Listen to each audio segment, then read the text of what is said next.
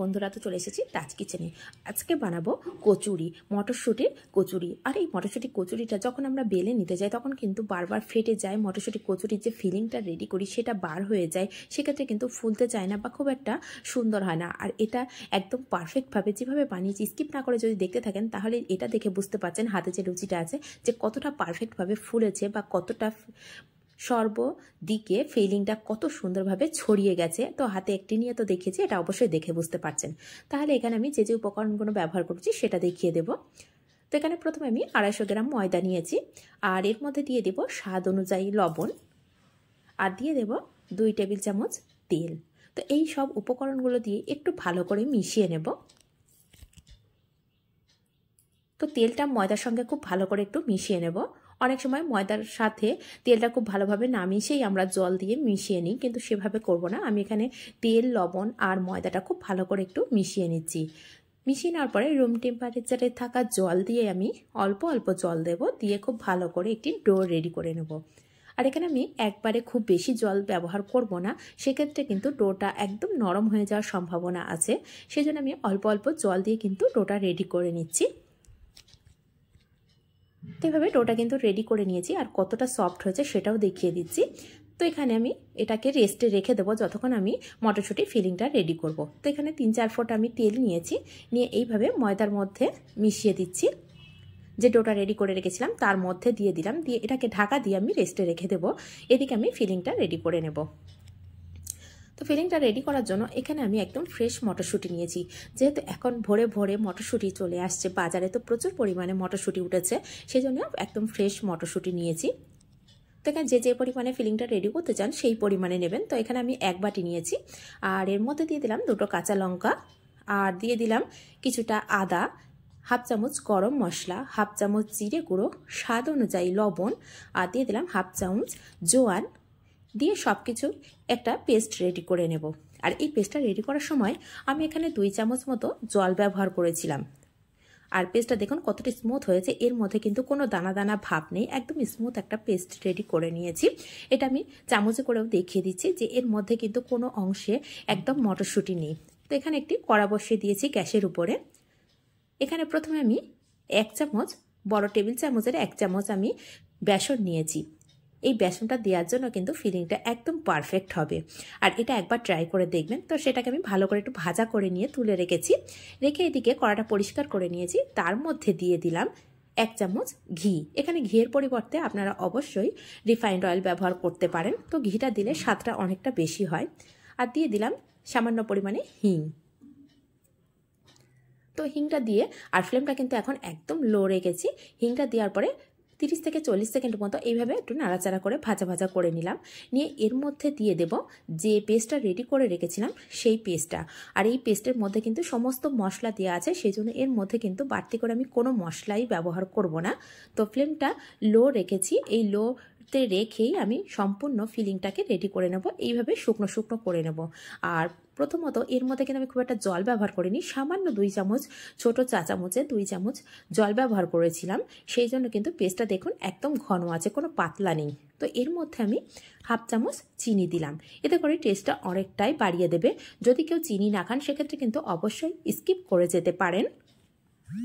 তো এইভাবে আমি খুব ভালো করে দেখুন মটরশুঁটিটা অনেকটাই শুকনো নাড়াচাড়া করে শুকনো করে নিয়েছি, কিন্তু তারপরে শুকনো করার পরে খুব কাছে থেকে দেখানোর চেষ্টা করছি। দেখুন হালকা যেন একটা সপসপে যে ভাব থাকে, ভেজ ভেজে ভাব, সেটা আছে। এখানে আমি যে 1 চামচ বেসনটা হালকা করে ভেজে রেখেছিলাম, সেই বেসন থেকে 1/2 চামচ মতো আমি এই মটরশুঁটির পুরের মধ্যে দিয়ে দিলাম। এতে করে যে একটা সপসপে বা ভেজ ভেজে ভাব রয়েছে সেটা কিন্তু একদম ড্রাই হয়ে যাবে। তো এখানে আরও কিছুটা দিয়ে দিলাম। টোটালি আমি 1/2 চামচ ব্যবহার করেছি, দেখুন 1/2 চামচ কিন্তু এখনও রয়ে গেছে, খুব বেশি পরিমাণে লাগলো না। তো আমি 1 চামচ মতনই ভাজা করে রেখেছিলাম, কি পরিমাণে লাগবে সেটা তো বলা যায় না। তো এইভাবে নাড়াচাড়া করে আমি শুকনো করে রেডি করে রেখে দিচ্ছি। আর এটা আমি একটু চামচের আগায় করে দেখিয়ে দিচ্ছি যে কতটা ড্রাই হয়েছে। আগে কিন্তু যে একটা ভাব ছিল, জল জল ভাব ছিল, অনেক সময় জলের ভেজ ভেজে যে ভাবটা থাকে সেটা কিন্তু একদমই নেই দেখুন। আর আমি একটা হাতের আঙুল দিয়েও দেখিয়ে দিচ্ছি কতটা টাইট হয়ে গেছে। তো এটাকে সাইড করে তুলে আমি ঠান্ডা হতে দেব। এইভাবে একবার হলেও বাড়িতে বানিয়ে দেখতে পারেন মটরশুঁটিটা, তাহলে কিন্তু একদম ফেটে যাবে না। যখন আমরা বেলে নিই তখন কিন্তু অনেক সময় ফেটে যায় বা পুরটা ঠিকঠাক যায় না।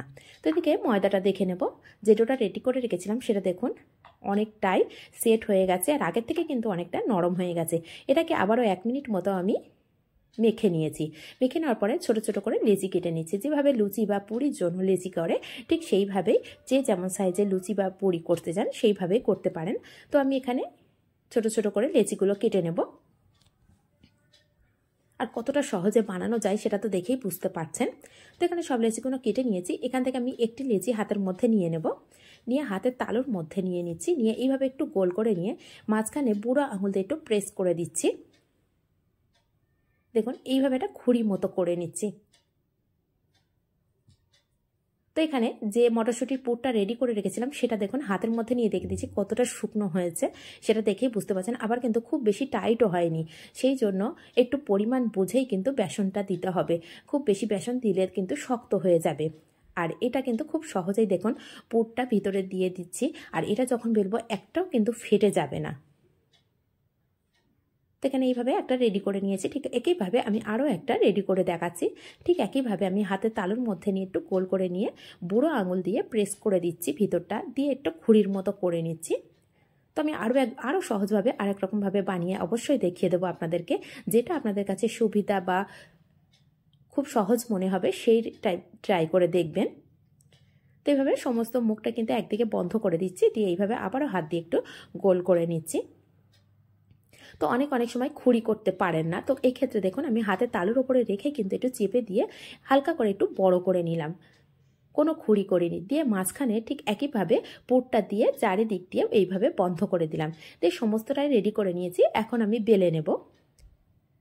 তো দেখুন কতটা সহজে বানানো গেল। সব থেকে মটরশুঁটির পুরটা বানানোটাই ব্যাপার, এছাড়া আর কিছুই না। তো এখানে একটি লেচি আমি নিয়ে এখানে খুব ভালো করে বেলে নেব। আর বেলার সময় আমি সামান্য 1 ফোঁটা মতো তেল দিয়েছিলাম। তো এইভাবে দেখুন একদম কিন্তু মটরশুঁটি একটাও বার হয়ে যাচ্ছে না বা কোনো সমস্যাই হচ্ছে না, যেহেতু পুরটা খুব সুন্দর হয়েছে। আর পেস্টটা করার সময় একটু খেয়াল রাখতে হবে যেন একদম মিহি একটা পেস্ট রেডি হয়ে যায়, তার মধ্যে যেন কোনো দানা দানা ভাব না থাকে। তো এইভাবে সবগুলোই আমি বেলে নেব। ঠিক এটারও দেখুন সামান্য আমি 1 ফোঁটা মতো তেল দিয়ে নিলাম যে লেচিটা রেখেছিলাম সেই লেচির মধ্যে দিয়ে। ঠিক একইভাবে খুব সহজে কিন্তু বেলা হয়ে যাচ্ছে। আর খুব জোরে প্রেস না করেই বেলা ভালো, হালকা হাতে কিন্তু বেলে নিতে হবে। খুব জোরে প্রেস করলে কিন্তু এখানে ভিতর থেকে পুরটা বার হয়ে যাওয়ার চান্স বেশিরভাগ থেকে যায়। তো এগুলো বেলা হয়ে গেছে। এদিকে আমি একটি কড়াই তেল দিয়ে দেব। তো কড়াই আমি আগে থেকে তেলটা বসিয়ে দিয়েছিলাম, আর তেলটা একদম পারফেক্ট গরম হয়ে গেছে। এর মধ্যে একটা মটরশুঁটির কচুরি আমি দিয়ে দিলাম। দিয়ে এইভাবে হালকাভাবে এই ঝাঁঝরিটা দিয়ে একটু প্রেস করে রেখেছিলাম। আর এইভাবে গরম তেলটা এইভাবে যদি ছিটিয়ে দেওয়া যায়, সামান্য যে জায়গাটায় ফোলে না সেই জায়গায় কিন্তু খুব সহজভাবে ফুলে যায়। তো এইভাবে খুব সুন্দরভাবে দেখুন ফুলে গেছে কচুরিটা।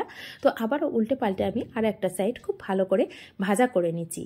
তাহলে দেখেই বুঝতে পারছেন যে কতটা সহজে এই পুরিটা বানানো যাচ্ছে। আর এখন মটরশুঁটি খুব উঠেছে বাজারে, সেজন্য কিন্তু খুব সহজে মটরশুঁটির কচুরিটা অবশ্যই একবার হলেও ট্রাই করে দেখবেন। আর রেসিপিগুলো কেমন হচ্ছে অবশ্যই কমেন্ট করতে ভুলবেন না।